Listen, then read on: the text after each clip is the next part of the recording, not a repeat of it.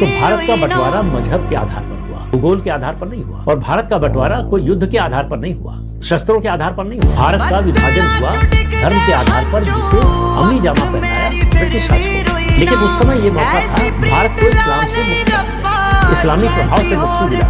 जो मुसलमान थे वो तो रहना चाहते थे, स्पष्ट रूप से घोषणा की थी पाकिस्तान बनाने के लिए आंदोलन कर रहे थे और अंग्रेजों के साथ उनको पाकिस्तान मिल गया। अब उसके बाद सवाल आया कि भाई जब धर्म के आधार पर, मजहब के आधार पर बंटवारा हुआ है तो फिर आबादी का आधार पैदा करना चाहिए कि जो मुसलमान है वो चले जाए। उन्होंने वोट किया था, मुस्लिम लीग को वोट किया था पाकिस्तान बनाने, तो वो पाकिस्तान चले जाए, पाकिस्तान में जो भारत आ जाए। ये बड़ी सामान्य सी बात, तार्किक बात, व्यवहारिक बात। लेकिन भारत के कुछ हिंदू नेताओं के मन में सेकुलरिज्म का कीड़ा पनप चुका था। उनको लगा कि दुनिया हमें क्या कहेगी। नेहरू इसमें सबसे आगे थे, गांधी ने उनका समर्थन किया। गांधी ने ये नहीं कहा कि यहाँ से मुसलमान न जाए, उन्होंने कहा कि जो मुसलमान यहाँ रहना चाहते हैं रह सकते हैं। इस वाक्य पर ध्यान दीजिए, यानी बंटवारे के बाद जो मुसलमान भारत में रह गए वो हिंदुओं की कृपा से रह गए। इतनी बड़ी आबादी होने के बाद भी हिंदुओं ने ये नहीं कहा, इस बात का आंदोलन नहीं चलाया कि सारे मुसलमानों को निकाल दिया जाए भारत से। और ये जो सदाशयता है हिंदुओं की, यही इस सनातन धर्म की सबसे बड़ी दुश्मन है।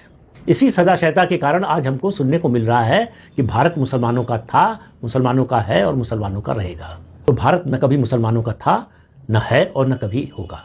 लेकिन ऐसे तत्व, फिर मैं आपको लाल कृष्ण आडवाणी जी की बात याद दिलाता हूँ कि समस्या या शिकायत मुसलमानों से नहीं, इन सूडो सेकुलर हिंदुओं से है, जिनको ये बात, जिनको ये खतरा समझ में ही नहीं आता है। और ये सूडो सेकुलर हिंदुओं की वजह से है कि शाहरुख खान और ओवैसी जैसे लोग ऐसा बोलने की हिम्मत कर पाते हैं। याद कीजिए आज़ादी के बाद की स्थिति, मुसलमानों को रहने तो दिया, लेकिन फिल्मी कलाकारों के एक के बाद आप एक नाम गिनते जाइए मुस्लिम कलाकारों के, दिलीप कुमार से लेकर मधुबाला तक, मीना कुमारी तक, अजीत तक, ये इन सब ने हिंदू नाम रख के अपना मुस्लिम नाम छोड़ दिया, क्योंकि मुस्लिम नाम रखकर इंडस्ट्री में आने की, आगे बढ़ने की हिम्मत नहीं थी। अब वो ठीक उल्टा हो गया है।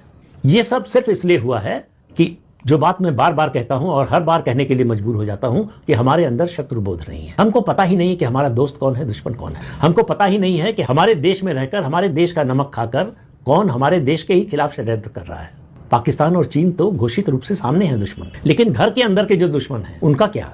वो प्रकट होते हैं ओवैसी और शाहरुख खान जैसे लोगों की भाषा से, उनके कथनों से, उनके वक्तव्य से।